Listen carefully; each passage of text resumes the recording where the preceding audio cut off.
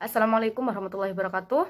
Perkenalkan, nama saya Mu'amana. Saya akan menjawab pertanyaan yang pertama tentang apa yang bisa membuat produk itu bisa laku atau laris, apa karena kualitas produknya, karena gencarnya iklan atau promosi, atau karena diskon. Jadi menurut saya, jika penjualannya itu secara offline atau secara langsung, untuk promosi tidak terlalu dibutuhkan, karena biasanya yang paling dibutuhkan adalah adanya diskon dan hadiah-hadiah menarik lainnya seperti undian.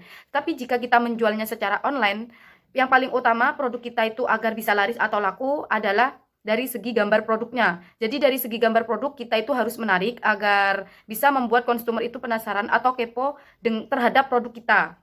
Dan tentunya setelah konsumer itu merasa kepo dan penasaran, dia itu akan terus mencari informasi tentang kualitasnya. Jadi dari situlah kita bisa simpulkan bahwa gambar produk itu bisa mempengaruhi daya tarik dari konsumen. Karena jika gambar produk kita jelek, meskipun sebenarnya kualitas kita bagus, itu tidak akan ada gunanya, karena tentu tidak akan ada pengunjung yang melihat ke toko kita. Karena realitanya, gambar jelek itu tidak akan memiliki daya tarik dan konsumen itu tidak akan mengklik toko kita.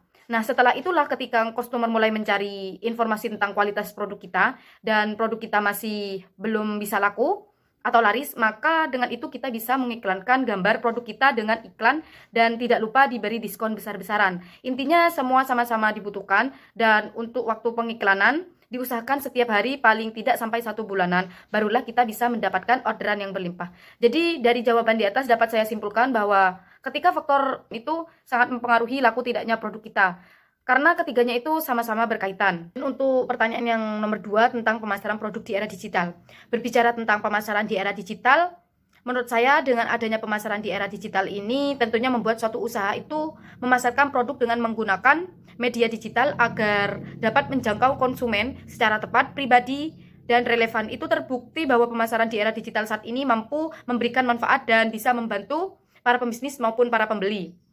Karena dengan adanya pemasaran di era digital, semua itu semakin dipermudah. Tentunya itu bukan hanya untuk pemasar saja, tetapi juga untuk pembeli. Karena pembeli tidak perlu repot untuk berbelanja secara langsung, dan langsung bisa memanfaatkan kecanggihan di era digital atau langsung memanfaatkan media smartphone-nya. Dan menurut berita yang saya baca di Liputan 6 di berita Friday, Talk to Nugroho, trainer digital marketing nomor 1, tanggal 30 Desember 2016, beliau itu mengatakan bahwa kita itu harus selalu update tentang perkembangan di era digital. Jika kita tidak update, pasti usaha kita itu sudah out.